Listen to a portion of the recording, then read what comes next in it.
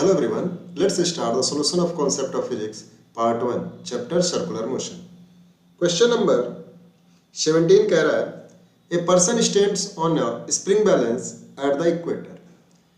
Part 1 कह रहा है by what fraction is the balance reading less than his true weight. दूसरा part कह रहा है if the speed of the earth rotation is increased by such that an amount that the balance reading is half the true weight, what will be the length of day in this case. तो सबसे पहले पहला part solve करते हैं. तो देखो, अगर मान लेते हैं ये हमारी अर्थ है और हमें पता है कि जो हमारी अर्थ है वो टोटली स्फेरिकल ना होके थोड़ी सी ओवल शेप की है. इसका मतलब कि अगर मैं इसका एक्चुअल डायग्राम बनाऊं तो ऐसे नजर आएगा और जो g की वैल्यू होती है वो पोल पे 9.8 मीटर पर सेकंड स्क्वायर होती है. जैसे ही हम इक्वेटर की तरफ बढ़ते हैं, इस तरफ बढ़ेंगे तो g की वैल्यू कम होती जाती है. लेट्स सपोज जो g की वेरिएशन होती है इसको अगर मैं देखूं तो आता है g dash equal to g minus are omega square cos square lambda. ये जो लेमडा होता है वो ऐसे होता है इक्वेटर से एंगल. तो अगर मैं इक्वेटर पे ही हूँगा तो लेमडा की वैल्यू 0 हो जाएगी और वहाँ पे कॉस स्क्वायर लेमडा की वैल्यू 1 हो जाएगी. तो अगर मैं इक्वेटर की बात करूँ तो G dash equal to G minus are omega square हो जाएगा. ठीक है, अब देखते हैं हमें यहाँ पे जो ट्रू वेट है वो पोल पे निकल के आएगा कितना mg, और जो यहाँ पे इक्वेटर पे वेट निकल के आएगा वो आएगा mg डैश. तो इसमें फ्रैक्शनल चेंज निकालनी है. तो फ्रैक्शनल चेंज के लिए क्या होता है true value minus mg dash divide by true value.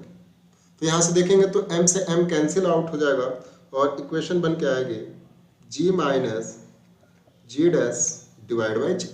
अब g डैश की वैल्यू हम ऊपर से पुट करते हैं तो कितना हो जाएगा g minus are omega square divide by g.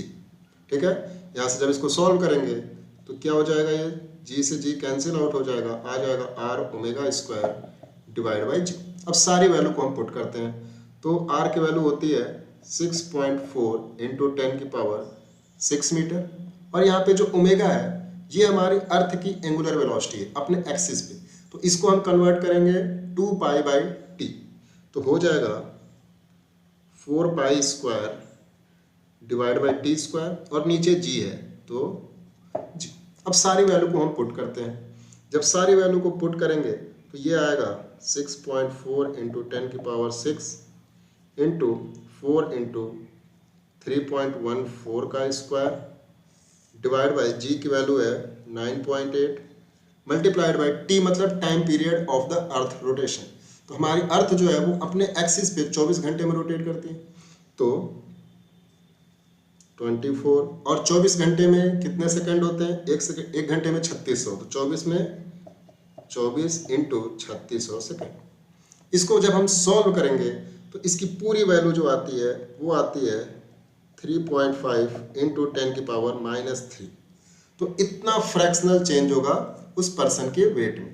तो ये हमारा पहला पार्ट रहा. अब दूसरा पार्ट क्या कह रहा है, दूसरा पार्ट ये कह रहा है कि if the speed of earth rotation is increased by such an amount that the balance reading is half the true value. मतलब कि ये जो पूरी वैल्यू है mg minus mg dash divide bye mg ये कितना हो जाए 1/2 हाफ हो जाए.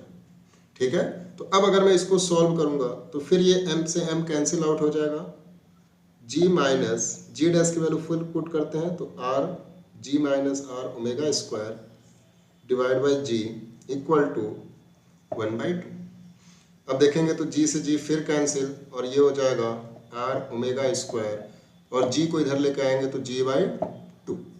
अब मुझे यहाँ पे t की वैल्यू निकालनी है, टाइम पीरियड की वैल्यू निकालनी है. तो हो जाएगा omega square equal to g/2r.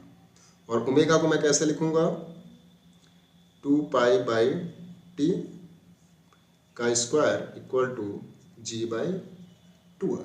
अब मुझे ये कैपिटल टी की वैल्यू निकालनी है, यही हमारा टाइम पीरियड ऑफ अर्थ है। तो हम देखेंगे टी स्क्वायर इक्वल टू हो जाएगा 4 pi square into 2r divide by G. सारी वैल्यू पुट कर देते हैं और इस टी स्क्वायर को ऐसे कर लेंगे तो इधर आ जाएगा रूट। तो टी इक्वल टू आ जाएगा रूट 4 पाई स्क्वायर मीन्स 3.14 का स्क्वायर इंटू 2 इंटू आर की वैल्यू है रेडियस 6.4 इंटू 10 की पावर 6 डिवाइड बाई 9.8। जब आप इसको पूरा सॉल्व करते हैं तो टी की वैल्यू आती है 7200 सेकेंड। अगर इसमें इसको आवर में कन्वर्ट करूंगा तो ये हो जाएगा 2 our.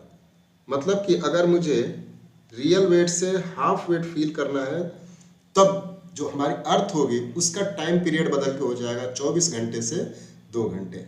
So I hope you understand it well. Thank you.